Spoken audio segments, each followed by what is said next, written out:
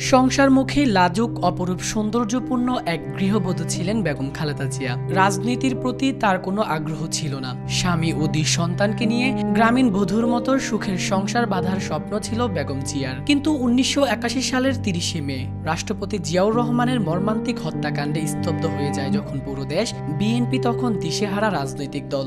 দিশেহারা রাজনৈতিক দলের ভাঙন রোধ করতে শীর্ষ নেতারা এই গৃহবধূর কাছেই নেতৃত্ব প্রত্যাশা করেছিলেন।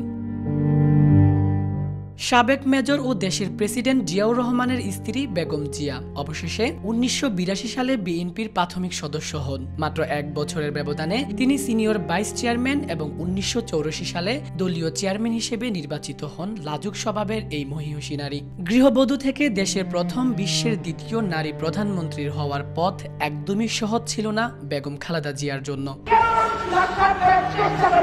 স্বৈরাচার বিরোধী আন্দোলন, গণতন্ত্র পুনরুদ্ধার এবং রাষ্ট্রপতি শাসন থেকে সংসদীয় গণতন্ত্রে প্রত্যাবর্তন, নিজে ও ২ ছেলের নিরাপত্তার বিনিময়ে আপোষ না করার ধীরতা, এরশাদ বিরোধী আন্দোলনে আপোষহীন নেতৃত্ব দিয়ে দ্রুতই তিনি দেশের অন্যতম জনপ্রিয় রাজনৈতিক ব্যক্তি হিসেবে পরিণত হন।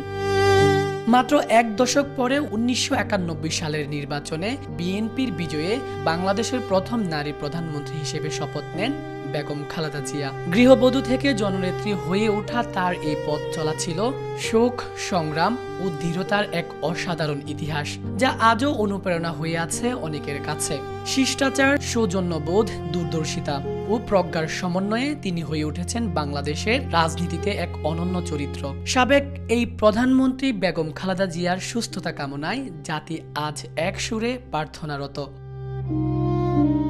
ফাহিম মুনতাসির, দেশকাল নিউজ।